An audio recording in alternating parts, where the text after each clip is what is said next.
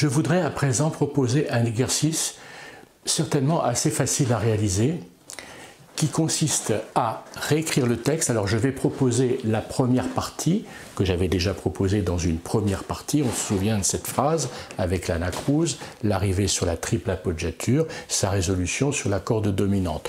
On se souvient de ça, donc dans la première partie de ces devoirs de vacances numéro 2. Je réécris le texte identique, absolument identique, le soprano, et donc l'exercice consiste à réécrire le même texte, les mêmes harmonies, sans rien changer, mais en adoptant la position large. Bonne occasion d'observer les jeux d'écriture et surtout la similitude, qu'est-ce que je dis la similitude? L'identité absolue entre cette écriture et celle-ci, les mêmes voix faisant les mêmes mouvements. Alors, j'ai ici l'accord, je l'avais bien montré dans la première partie, Ré, Fa, La. Ré, Fa, La, c'est cette position fermée, je faisais déjà ce petit signe-là, Ré, Fa, La, les trois notes ramassées de l'accord. Eh bien, Ré, Fa, La, en position large, c'est évidemment Ré, La et Fa. Cette écriture convient parfaitement, par exemple, au quatuor à cordes. Celle-ci aussi, d'ailleurs, bien sûr, mais celle-ci, peut-être qu'elle sonnera encore mieux. Entre parenthèses, je présente entre guillemets mes excuses pour les petits extraits audio que je propose à chaque fois sur un piano numérique et avec des fausses cordes qui ne sont pas très belles, qui n'est d'ailleurs pas très facile à réaliser, mais ça donne une idée. L'idéal, évidemment, l'idéal, je rêve, serait que ce texte soit chanté par 4 voix a cappella, donc 4 voix, et par exemple, ou par un quatuor à cordes, et que ce texte soit joué par un quatuor. Voilà, ça, ce serait vraiment l'idéal. Hein. Mais enfin, on se fait quand même une idée. Ah, donc, je propose, avant de réaliser moi-même le texte ici, mais c'est très facile, que chacune et chacun le fasse de son côté. Évidemment, je le fais. Alors, qu'est-ce qu'on voit ici? On voit Ré, La, Si, La. Les basses sont identiques. Ré, La, Si bémol, l'accord du 6e degré qui devient l'accord du 6e degré, qui est un accord à l'état fondamental, qui va devenir sixte augmentée allemande avec le sol dièse, indiqué par le dièse 6, et le repos sur la dominante avec la triple appoggiature. Qu'est-ce qu'on voit ici? Le Fa, si je prends... Donc je me suis déjà occupé de la basse, hein, on est d'accord. Ré, La, Si, La, Ré, La, Si, La, mais une octave plus bas. Maintenant, prenons par exemple la voix qui chante le Fa. Le Fa est ici au ténor. Ici, dans cette position large, le Fa est à l'alto. Mais que fait-il? Il fait exactement la même chose. D'ailleurs, c'est remarquable. Hein. C'est dans le sens que c'est à remarquer. Cette ligne est extrêmement simple. C'est le 3e degré de la gamme qui descend conjointement Fa, Mi, Ré. Ré réattaqué avec Do dièse. En fait, l'essentiel de cette ligne est bien Fa, Mi, Ré, Do dièse. Le Ré n'étant que l'appoggiature du Do dièse. Donc on le voit ici, Fa, Mi, Ré, Do dièse. Mais le Do dièse est affecté par la quarte, l'appoggiature ici. Si je ne fais que ça, c'est bien l'appoggiature 4, 3. On est bien d'accord. Donc on voit bien, j'insiste beaucoup, parce que ici, le fait de faire ce travail qui en fait est assez simple, permet de bien observer la linéarité des lignes. Enfin, la linéarité des lignes, c'est un pléonasme. Hein. La linéarité de la conduite des voix. Voilà. Donc maintenant, je regarde ici la voix d'alto qui avait la quinte, elle est ici. Donc la quinte se prolonge. Comme je l'avais expliqué et bien montré, la 7e est issue de l'octave. Donc la voilà, la 7e qui passe. Donc ça, c'est bien l'accord de La majeur.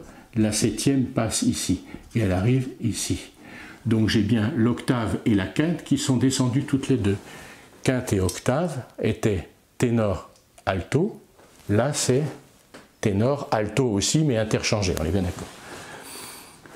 Et puis, le Fa est réattaqué. C'est là l'appoggiature de la quinte. Et au soprano, le sol dièse est l'appoggiature inférieure du La, mais elle est donnée. Donc voilà ici quelque chose qui me semble très intéressant. Encore une fois, c'est extrêmement simple, mais ça vaut la peine d'être réalisé. Donc je chiffre bien tous les éléments. Ça, c'est l'accord qui est chiffré 5. Et ici, c'est la triple appoggiature que j'écris intégralement. Dièse 7, 6, 4, résolution. La résolution complète, ce serait 8, 5 dièse. Mais on n'écrit pas ça conventionnellement, on n'écrit que le dièse. Voilà. Donc voilà une première étape. Je m'attelle ensuite à la deuxième étape, qu'on écrira aussi en position large. Voilà donc la deuxième section, je poursuis le travail. J'ai repris évidemment la triple appoggiature et sa résolution. On la trouve bien ici. On remarque encore une fois, il faut toujours voir et revoir les éléments. L'élément 4, 3 est ici. L'élément 6, 5 est ici. Et le sol dièse, la dièse 7, monte vers le La. Alors on était ici et on se souvient bien, j'efface tout de suite mon La ici parce que je sais que ça sera le La ici va être à la basse, c'est une octave plus bas, c'est bien une noire pointée qui va descendre pour aller vers le Fa dièse. Le Fa dièse qui va porter l'accord 6-5 barré, dominante secondaire, dominante de Sol mineur, dominante de la sous-dominante. Alors on voit bien ici l'élément Ré, Do dièse, la carte qui se résout sur la tierce majeure qui est la sensible, et la sensible qui est abaissée d'un demi-ton pour devenir septième, plus précisément ici quinte diminuée. Donc on le voit bien, on voit bien l'élément ici, ça permet de bien réobserver, hein. Voilà, ici, on est bien d'accord, et le Mi descend vers le Ré. Alors on fait une petite station ici pour bien observer l'accord, Fa dièse Ré, Do, La. Accord donc 6-5 barré, et le La va se prolonger. Le Do, alors attention, on le voit bien ici, je l'avais particulièrement montré, je m'en souviens, les deux notes à mouvement obligé, le Fa dièse, la sensible, monte vers le Sol, la septième qui est ici, la quinte diminuée, descend vers le Si bémol. La quinte diminuée descend vers le Si bémol, et la sensible monte vers la nouvelle tonique Sol. Voilà. Et puis on se dirige, je copie d'une certaine manière la basse, Fa dièse Sol, et j'ai cette descente, Sol, Fa bécard, Mi bémol, Ré, Do dièse. Voilà, j'arrive à la sensible, je suis cette fois dans le grave, dans une tessiture vraiment grave, et j'arrive au Ré ici. Alors ça correspond, c'est tout à fait bien sûr bon, enfin correct, possible pour le violoncelle, si on considère le quatuor à cordes. La note grave du violoncelle, comme on le sait, est le Do bécard, hein, donc on est sur Do dièse, c'est tout à fait faisable. Donc voilà, donc ici, j'ai bien l'accord de Mi bémol majeur, voilà. Alors je fais remarquer ici, petite pause, hein, tout simplement La, Mi, Do dièse, La, une très belle position de l'accord parfait majeur, fondamentale quinte, tierce fondamentale au soprano. Et bien ici, voilà la position de l'accord de Mi bémol majeur, qui est aussi une très belle position large. Mi bémol, il ne faut pas oublier l'altération. Mi bémol, Si bémol, Sol. Le Sol au soprano est très chantant, la tierce est au soprano. Et puis j'ai une descente vers le Do dièse, donc le Mi devient bécard, et le Si descend vers le La. On voit bien ici cette ligne avec pas mal de demi-tons, Ré, Do dièse, Do bécard, Si bémol, La, c'était la ligne du ténor. Là, c'est devenu la ligne de l'alto. Et puis ici, cette ligne toute sage, si j'ose dire, Fa, Mi, Ré, qui était à l'alto, est ici donc au ténor. Voilà. Je ne fais pas d'autres commentaires, et on arrive ici sur l'accord de tonique. Voilà. On est bien d'accord. Petite différence, là, peu importe. Hein, le Si était une noire pointée, le La passait après, peu importe. Hein, Si, noire pointée, voilà. Enfin, cet exercice est donc très simple. C'est une reproduction à l'identique, c'est une permutation des voix. Qu'est-ce qui est la même chose entre ça et ça? C'est basse et soprano, c'est ça que je voulais dire aussi. Basse et soprano sont les mêmes. Simplement, la basse est une octave plus bas ici. Mais la basse et le soprano sont les mêmes notes. Simplement, c'est ici, ténor et alto sont permutés. Hein, voilà, c'est ça. Donc, j'aborde la troisième partie, on aura le texte intégral en Ré mineur. Attention, je vais quand même montrer ça ici, je vais effacer le tableau tout de suite, une partie du tableau, parce que je vais faire la jonction entre la partie 2, j'appelle ça partie 2, hein, j'avais fait une partie 2, et la partie 3 qui viendra ici. On se souvient ici, que j'étais allé sur le fameux accord de prédominante. C'est autre chose, ça, le fameux accord de prédominante. Sol, si bémol, le si bémol à la clé, ré et mi. Or, ici, j'ai effectué une descente d'une quinte plus bas. Il est hors de question de descendre d'une quinte pour le violoncelle, et puis de toute façon, ce serait une note trop grave à mon avis. Donc, au lieu de faire la descente, voilà une différence. Au lieu de descendre la basse d'une quinte, je la fais remonter d'une quarte. Voilà.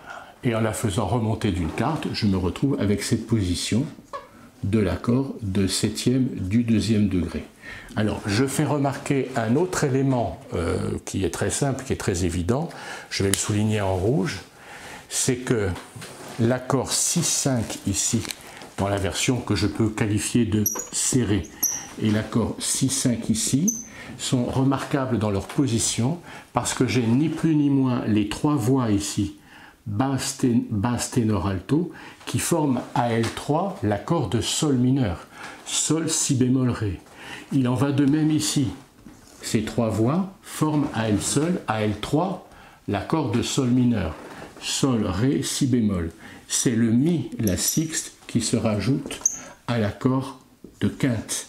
Je redis, le chiffre 5 ici est une vraie référence à l'accord de sol mineur, à l'accord de sous-dominante sol mineur, et la sixte se rajoute. C'est bien un accord de sol mineur auquel s'ajoute la sixte. C'est bien un accord de sol mineur auquel la sixte s'ajoute. Voilà une position fermée de l'accord de sol mineur. Pourquoi fermée? Parce que j'ai toujours dit que quand il y a dixième basse ténor, c'est comme s'il y avait tierce basse ténor. Donc la position est la même que si j'ai sol, si bémol, ré. Et là j'ai sol, ré, si bémol. Position large des trois sons, position fermée des trois sons en dépit de l'intervalle de dixième. Voilà, toutes ces observations permettent d'approfondir la souplesse de l'écriture. C'est pour ça que je propose cette écriture. Alors je vais conclure avec la dernière phrase. Alors voilà le troisième et dernier élément. Voilà la position fermée avec les trois prédominantes successives. L'accord 6-5, puis l'accord 6-5 barré, la septième diminuée qui passe, la quarte et sixte, sa résolution, la septième qui passe et l'accord de tonique à l'état fondamental. Alors, qu'est-ce que je vois ici? J'ai beaucoup parlé du double chromatisme sol si bémol qui devient sol dièse si bécard, ici basse ténor, donc ici basse alto. Alors voilà l'écriture à partir de la position large. Le double chromatisme sol si bémol, je réécris le bémol, c'est inutile, il est à la clé. Sol si bémol, ici le chromatisme est basse alto, donc je vais avoir sol qui devient sol dièse, qui se hausse au sol dièse, et le si bémol qui se hausse au si bécard. Et j'ai bien cette dixième qui se referme sur l'octave. Sur l'octave. Je sais que c'est une blanche, hein. J'écris une blanche directement. Voilà. Et le ré, bien sûr, se maintient, il est commun aux trois accords. Il est commun à l'accord 6-5, à l'accord 6-5 barré et à l'accord 7 barré, quand la septième barrée est en haut. Et puis j'ai la résolution, j'ai la quarte et sixte, la réattaque du ré et la réattaque du fa font que ça c'est la sixte et ça c'est la quarte. La sixte se résout sur la quinte, la quarte se résout sur la tierce qui est la sensible. Et le la va faire passer le sol, le la, l'octave, va faire passer le sol pour se diriger vers le fa. Alors attention, ce fa ici, je termine d'abord. Le la de la basse descend sur ré, et comme on sait, c'est une cadence que j'appelle B, je ne vais pas en reparler, j'en ai parlé un très grand nombre de fois. La sensible va aller compléter l'accord et chanter la quinte. On trouve cette écriture, la sensible qui abandonne son mouvement vers la tonique pour compléter l'accord, on le trouve par exemple, entre autres, dans les chorales de Bach. Bon, je disais, cette note est très grave, effectivement elle est grave pour la voix, il y a un problème ici, il y a quand même un problème qu'il faut signaler, donc il faut y réfléchir, je vais en dire un petit mot. Pour les voix, normalement, la voix d'alto, on considère que c'est la note la plus grave de la voix d'alto, donc elle est envisageable, ça c'est une chose. Mais c'est sûr que c'est quand même bien grave. Maintenant, pour le quatuor, évidemment, ça pose un vrai problème, puisque ici, dans cet accord, pour le quatuor, c'est trop grave. Le ré pour le violoncelle, convient tout à fait. Le Ré pour le premier violon, puisqu'on parle bien violoncelle alto, second violon, premier violon. Le violoncelle peut très bien faire ce Ré, le premier violon peut très bien faire ce Ré. Par contre, le deuxième violon ne peut pas faire le Fa. Comme on sait, la note la plus grave du violon, c'est Sol. De la même manière, la note la plus grave de l'alto, c'est Do, ce Do qui est ici. Donc ces deux notes-ci ne peuvent pas être jouées pour le quatuor. Hein, voilà une chose à signaler qui est très importante. Alors, du point de vue de l'exercice de l'écriture en position large, c'est une bonne chose de l'écrire. Mais ensuite, quand on est face à un travail qui serait un travail de composition, quand je dis composition, c'est-à-dire de liberté d'écriture. Il ne s'agit plus de réaliser un texte imposé, mais d'avoir la liberté de faire entre guillemets ce qu'on veut, si tant est qu'on fasse toujours ce qu'on veut. Mais enfin, on se comprend. On a une liberté d'écriture. On peut à ce moment-là, parce que ce texte est bon, bien sûr qu'il est bon, on peut évidemment le monter, le hausser, le faire sonner plus haut.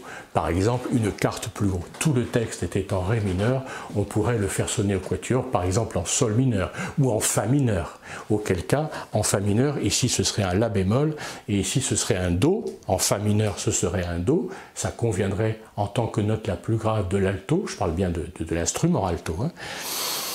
Et ici, nous aurions un La bémol, qui est un demi-ton au-dessus de la note la plus grave du deuxième violon. Voilà. Donc à ce moment-là, quand on est confronté à ça et qu'on ne veut pas en quelque sorte écrire autre chose, qu'on a pris la décision d'écrire bien ça, on peut envisager la réécriture du texte en le haussant, ici par exemple si on fait Fa mineur, en le haussant d'une tierce. On peut faire aussi Mi mineur. Non, Mi mineur ça n'irait pas parce qu'il faudrait un Si ici. Voilà, bon, ça c'est des observations de type instrumental, mais justement, on arrive à un stade un petit peu où on peut commencer à introduire des considérations instrumentales. Voilà donc pour cette écriture large. Je vais proposer encore une autre écriture après, très simple, je ne vais pas passer trop de temps là-dessus, mais une écriture arpégée qui serait par exemple un peu comme un petit prélude pour piano. Voilà.